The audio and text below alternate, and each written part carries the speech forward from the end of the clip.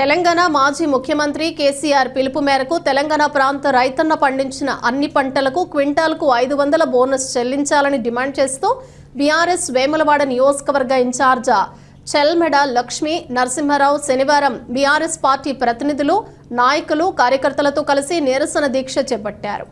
గ్రామాల వారీగా పంటల నష్టాన్ని అంచనా వేసి ఎకరాకు 25,000 రూపాయల నష్టపరిహారం చెల్లించాలని అన్నారు.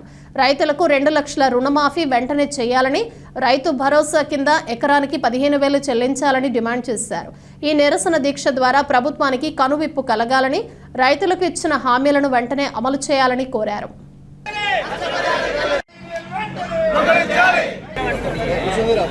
ఈరోజు బీఆర్ఎస్ పార్టీ అధ్యక్షుడు, మా గౌరవ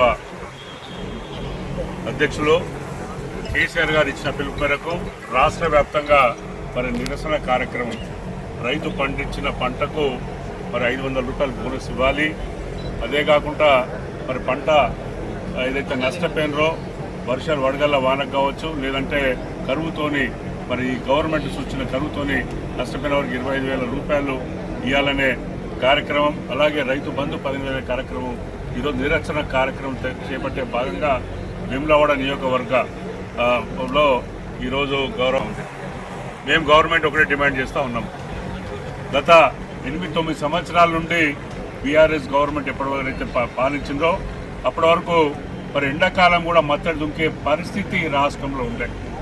ఇవ్వని పక్షంలో మేము ఎన్ని నిరసన కార్యక్రమం చేపడతామో, రైతులకు ఒక భరోసా ఇస్తా ఉన్నాము.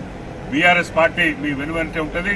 మీరు ఎటువంటి కరువైనా మీరు కొన్ని రోజులు ఓర్చుకోండి, తప్పకుండా మీ పోరాటాన్ని, మీ సమస్యను తీసుకొని పోరాడి మీకు న్యాయం జరిగేలాగా మేము ముందటికి పోతామని మనవి చేస్తుంటూ కాంగ్రెస్ పార్టీకి ఒకటి డిమాండ్ చేస్తున్నాం.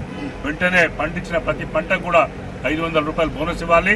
అదే కాకుండా రైతు బంధు ఇప్పటివరకు మీరు ఇంకా ఇవ్వలేదు, 5 ఎకరాలు కూడా ఇంకా ఇవ్వలేదు. వారందరికీ కూడా 15,000 రూపాయలు చొప్పున రైతు బంధు, 25,000 రూపాయలు ప్రతి ఎకరానికి కూడా నష్టపరిహారం ఇవ్వాలని మీ ద్వారా డిమాండ్ చేస్తా ఉన్నాం. జై తెలంగాణ.